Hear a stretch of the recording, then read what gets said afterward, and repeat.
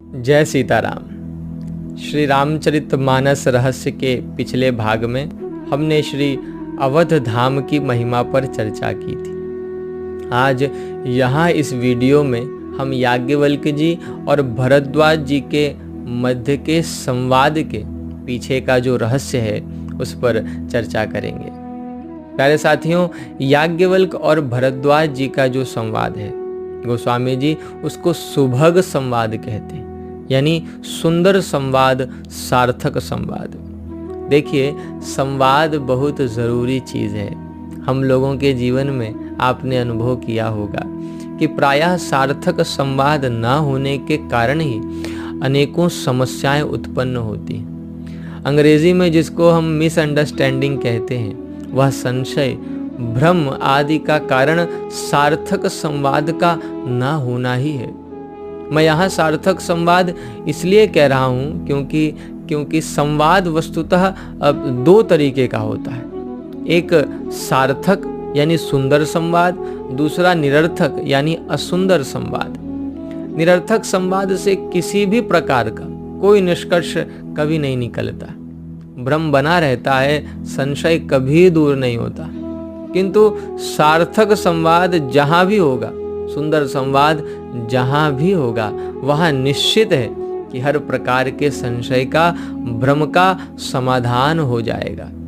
और इसीलिए गोस्वामी जी याज्ञवल्क्य और भरद्वाज जी के संवाद को सुंदर संवाद, सार्थक संवाद कहते हैं। क्योंकि इस संवाद के माध्यम से भरद्वाज जी को जो राम जी को लेकर के संशय था कि राम कौन है, वह उनका संशय दूर होता है, नष्ट होता है, और राम तत्व को जानकर वे अंत में सुख का अनुभव करते हैं। प्यारे साथियों, गोस्वामी जी लिखते हैं कि एक बार भरी मकर नहाए, सब मुनीस आशमन सिधाए, जाग बलिक मुनि परम विवेकी, भरद्वाज राखे पद टेकी।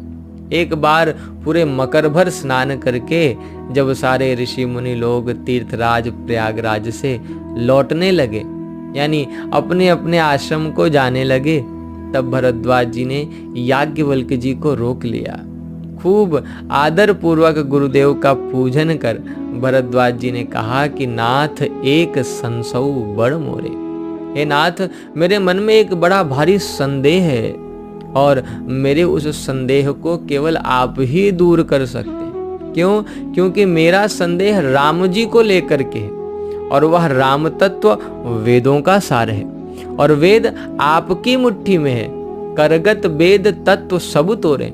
इसलिए मेरे संदेह का निराकरण तो गुरुदेव आप ही कर सकते हैं। मुझ पर कृपा करें गुरुदेव, कृपा करें। प्यारे साथियों, इस संवाद में बड़ा सुंदर संकेत छिपा हुआ है कि संदेह अगर हो, किसी चीज को लेकर के मन में किसी भी प्रकार का कोई संशय अगर हो, तो समय रहते हमको चाहिए कि हम उस संदेह का निवारण कर लें। क्योंकि यह जो संदेह है, संशय है, मिसअंडरस्टैंडिंग है, अगर समय रहते इसको दूर ना किया गया तो इसके कारण हमारा सुखी संसार भी नष्ट हो सकता है। श्री रामचरितमानस में माता सती का जो दृष्टांत है, वह संदेह के कारण निज सुखी संसार के नष्ट होने का ही दृष्टांत है। माता सती को भगवान शंकर ने समझाने का बहुत प्रयास किया, किंतु उनका संदेह दूर नहीं हुआ, और आगे चल कर के आप जानते ही हैं कि उनका वही संदेह उनके शरीर त्याग का कारण बना, उनके दुख का कारण बना। इसलिए याज्ञवल्क्य जी और भरद्वाज जी का यह जो संवाद है, यह संवाद हमको सिखाता है कि अगर भीतर किसी भी प्रकार का कोई संदेह, संशय हमारे है, तो हमको चाहिए कि समय रहते उचित व्यक्ति के सामने हम उस संदेह की चर्चा करें, उसका निवारण कर लें, ताकि हम आने वाले दुख से, कष्ट से बच सकें। भरद्वाज जी श्री याज्ञवल्क्य जी से पूछते हैं कि प्रभु राम कौन है।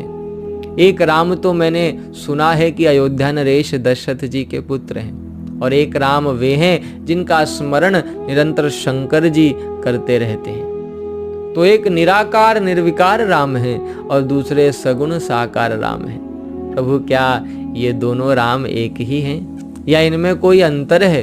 क्योंकि दशरथ पुत्र राम का चरित्र तो सारा संसार जानता है।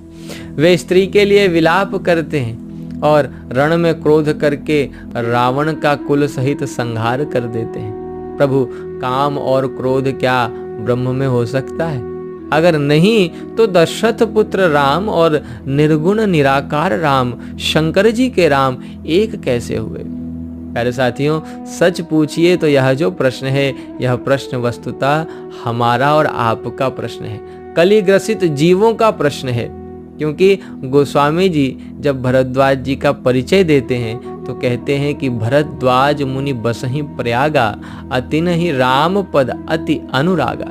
भरद्वाज जी का भगवान के चरणों में अत्यंत प्रेम है, यानी भरद्वाज जी भगवान राम के सच्चे भक्त हैं और भक्त भगवान के चरित्र को हर प्रकार से जानता है। इसलिए इस प्रकार का संशय, संदेह भक्त के मन में उठना संभव नहीं है। याज्ञवल्क जी भी इसीलिए कहते हैं भरद्वाज जी से कि राम भगत तुम मन क्रम बानी। हे भरद्वाज जी, आप तो राम जी के मन, कर्म और वचन से भक्त हो। अरे साथियों, अब यहाँ यही प्रश्न उठता है कि अब भरद्वाज जी जब भगवान के भक्त हैं तो उनके मन में कोई शंका कैसे उठती है, और अगर उठ रही है तो क्यों उठ रही है? उन्होंने ऐसा प्रश्न क्यों किया भक्त होते हुए भी? तो जैसा कि मैंने पहले भी कहा कि वस्तुतः यह प्रश्न उनका प्रश्न नहीं है, हमारा और आपका प्रश्न है। हिंदी साहित्य का मध्यकाल, जिसको हम भक्ति काल भी कहते हैं, उसमें वर्णन मिलता है कि गोस्वामी जी के समय में कबीरदास आदि का निर्गुण पंथ बहुत धूम मचा रहा था। मैं महाविद्यालय में जब पढ़ता था तो मेरे प्रोफेसर आदि भी कबीरदास जी को जब पढ़ाते थे तो वे कहते थे कि कबीरदास जी के राम तो निर्गुण निराकार राम हैं, दशरथ नंदन राम और उनके राम में अंतर है, दोनों अलग अलग हैं। यानी कबीरदास जी के राम निर्गुण निराकार राम हैं, घट घट व्यापी राम हैं और वे सगुण नहीं हो सकते। दशरथ सुत तिहुलोक बखाना, राम नाम का मरम है आना। और इसीलिए मुझे लगता है कि गोस्वामी तुलसीदास जी महाराज ने याज्ञवल्क जी और भरद्वाज जी के संवाद के माध्यम से यह एक प्रकार से उत्तर देने का प्रयास किया है कि वस्तुतः जो निर्गुण निराकार राम तत्व है वही दशरथ पुत्र के रूप में सगुण साकार होकर के भक्तों के हित के लिए प्रकट हुआ है। और इसीलिए भगवान शंकर माता सती को समझाते हुए कहते हैं कि मुनि धीर जोगी सिद्ध संतत विमल मन जहि ध्यावहि, कहि नेति निगम पुराण आगम जासु कीरति गावहि। सोई राम व्यापक ब्रह्म भुवन निकाय पति मायाधनी, अवतरेउ अपने भगत हित निज तंत्र नित रघुकुल मणि। हे सती, ज्ञानी मुनि लोग, योगी लोग, सिद्ध लोग जिनका निरंतर स्मरण करते रहते हैं, ध्यान धरते हैं, वे ही सर्वव्यापक समस्त ब्रह्मांडों के स्वामी परम स्वतंत्र भगवान ही अपने भक्तों के हित के लिए रघुकुल मणि रूप में अवतरित हुए। सोई मम इष्ट देव रघुवीरा, वे ही राम रघुवीर रघुकुल के मणि मेरे इष्ट देव हैं।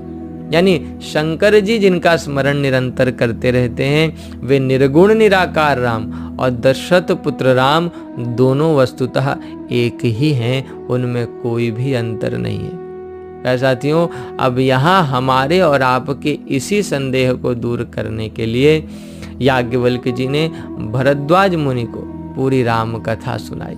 उन्होंने कहा कि हे भरद्वाज, जो तुमने प्रश्न किया है यही प्रश्न माता पार्वती ने जो है शंकर जी से एक समय किया था। मैं वही उमा शंभु संवाद तुमसे कहता हूँ, तुम आदर पूर्वक सुनो, क्योंकि यह जो संवाद है यह सुभग संवाद है, संदेह को दूर करने वाला सुंदर संवाद है। निज संदेह मोह भ्रम हरनी, करऊं कथा भव सरिता तरनी। साथियों, तो यह था याज्ञवल्क और भरद्वाज जी के मध्य के संवाद के पीछे का रहस्य। मुझे आशा है कि इस संवाद के माध्यम से जो शिक्षा गोस्वामी जी हम सबको देना चाहते हैं उसको आप लोगों ने हृदयंगम कर लिया होगा।